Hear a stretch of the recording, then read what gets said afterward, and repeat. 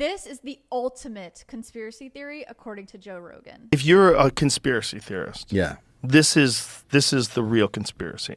The conspiracy is have as many social problems as possible that people get distracted by, that people concentrate on, whether it's a pandemic, whether it's masks, vaccines, pride, trans movement, sponsor drag shows for kids if you want people to get mad and want people to get distracted. Right. Sponsor Let them focus on that. Get people to think that it's a good idea to do that and watch the outrage. Get people to think that the oceans are going to be boiling in 5 years. Right. Get people to think that if we don't change it, like that was one of the things that Greta Thunberg said 5 years ago, that we'll all be dead. In 5 years? Well, it's 5 years later, and we're not all dead. So you definitely were wrong, and you're 16. So why are they flying you out to Ukraine? What is going on? Yeah. So there's so many of these fucking social distractions that are in our face all day long about everything. And I feel like sometimes that's what I feel like about Supreme Court rulings. We're going to take away Roe v. Wade. And everybody's like, what the fuck? What? Yeah. What? And that's another one. Yeah. And then that one becomes a thing that people identify as the most important problem that they have to solve. And while all this is going on, money's getting moved around, decisions are getting made. Yeah. And it's a brilliant cover for wild shit. Yeah, because all you have to do ever really is follow the money on anything. Yeah. And you see what's actually happening, and everything else is a distraction to that. So if you're feeling played right now, you should be, because division is the ultimate tactic. Let me know your thoughts in the comments below. Don't forget to give me a follow if you like the content, and I'll see you guys in the next one. Thank you so much for watching. Bye. It's stunning to monitor the media's lack of interest in the whole Maui story. I've been in this business for 30 years. I'm stunned, but I'm not surprised. The incident seems to be the story here, right? But the true story, the media knows it is not allowed to tell. Is it a coincidence that the Maui police chief is the same man who was in charge in Las Vegas during that massacre that killed 58 people? Is it a coincidence that the Maui property, owned by million and billionaires, it wasn't touched by the flames while homes of the locals all burned? What she fails to also mention is how the media hasn't even once interviewed a grieving parent. Not a single parent looking for their children. Not a single interview with a child. Not a single interview with the schools. Was it a coincidence that the largest system of outdoor emergency sirens in the world never made a sound as the fire devoured Lahaina? Was it a coincidence that at the same time, very same time, all the water was turned off? Was it a coincidence that police were ordered to block off streets and to funnel all the cars trying to escape? Think about this coincidence. That governor also signed an emergency proclamation on July 17th, 3 weeks before the fire, about housing of all things. Is it a coincidence that the government put up a black fence around Lahaina, or that the FAA grounded all drones from flying over the affected areas? Is it a coincidence that since at least 2011 there have been plans to make Maui the first smart city run by 100% renewable energy? And that it must be a coincidence then that the locals whose homes did not burn are now being evicted from their property. And of course, a total coincidence that all the fact checkers who are checking these facts, who say everything I just told you is just a coincidence, are also owned and run by BlackRock.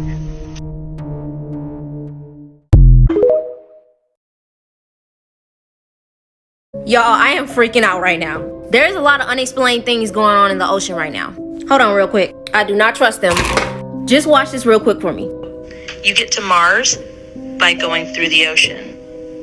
You can't get to the bottom of the ocean because outer space is the ocean. Now what she just said just blew my mind. Now there's a situation called the firmament. So we know that water is all around us. And it is said that this dome divided the sea into upper and lower sections. You can't cancel this out because they still haven't discovered 80% of the sea. Early civilizations believed that the ocean and the stars above were linked. I mean, just look. Mayan, Norse, Hindu, Hebrew, all of them. Now we already know what spacesuits look like, but they look exactly like sea suits. I know once in your life you've heard of the Bermuda Triangle. Planes and people going missing in the ocean. There are black holes in the ocean. And I just know once in your life you've heard about sea monsters. When you see a comet, it looks like a boat soaring through water. What if these unexplained species in the ocean are actually aliens? If y'all have ever watched this movie Underwater, they went too deep and found the creature that don't even look like it's supposed to be from this earth. Or could it have just been a creature from space? Now you can say what you want, but I bet you we are not the only beings, only species, only creatures that are in this universe. It's just ironic that when they return to Earth, they're on water. I mean, I know I'm not tripping. And I know y'all heard of mermaids. So many unexplained things in the ocean. They're making more discoveries in space. Not really putting too much money or caring about what's going on the planet. Why? Because this sea stuff might have a lot of connections to space. And they not telling us. Y'all be safe, and I know I'm not the only person who feel this way.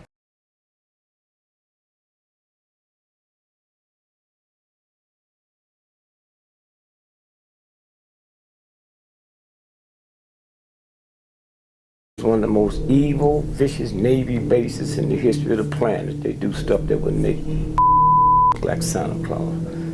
Diego Garcia.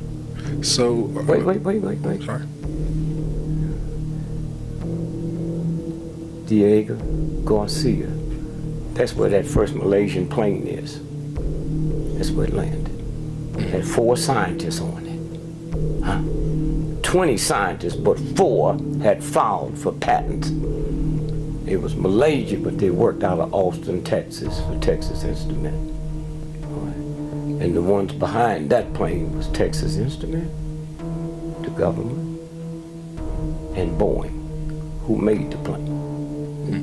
And everybody is stupid enough to believe that a plane almost a block long can just disappear. With the electronics we have, all the technology we have, the next generation of cars will come out, there'll be no driver. So we got 4 of those top scientists that had filed for patents worth $400 billion.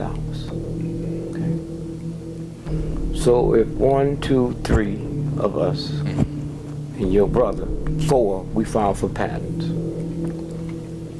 And then here's a friend of yours who's with us. So 5 of us filed for patents. If we die before the patent is granted, then your brother, who wasn't on the plane with us, he owns them all.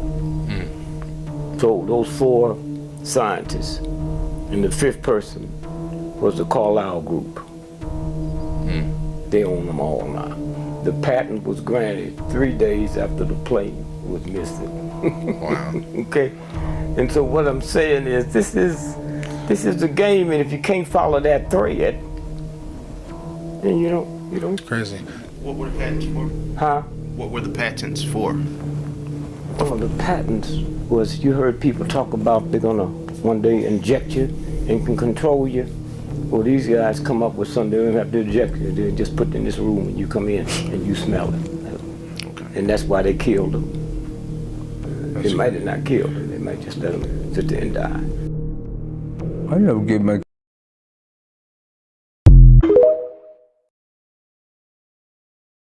The Simpsons' predictions for 2024 are truly chilling. In an episode dating back to 1998, the show hinted at an economic crisis, a nuclear war, and the death of the leader of the United States, all happening in the same year. The episode in question, titled Bart to the Future, provides a glimpse into the future where Lisa Simpson has become the President of the United States. In a conversation with her team, Lisa mentions that the previous administration led by President Biden left behind budget problems and quite a mess. Later in the episode, a news bulletin reports a nuclear clash with an unspecified country, resulting in massive destruction and chaos. While the idea of a nuclear war and an economic crisis is quite frightening, we can certainly hope that these Simpsons predictions do not come true. However, it's hard to ignore the show's track record in predicting major events, which leads us to wonder what else they might have predicted for the future. And precisely, one of the latest episodes of The Simpsons contains an even more terrifying prediction than anything they have predicted before. Do you want a part 2 to find out about it?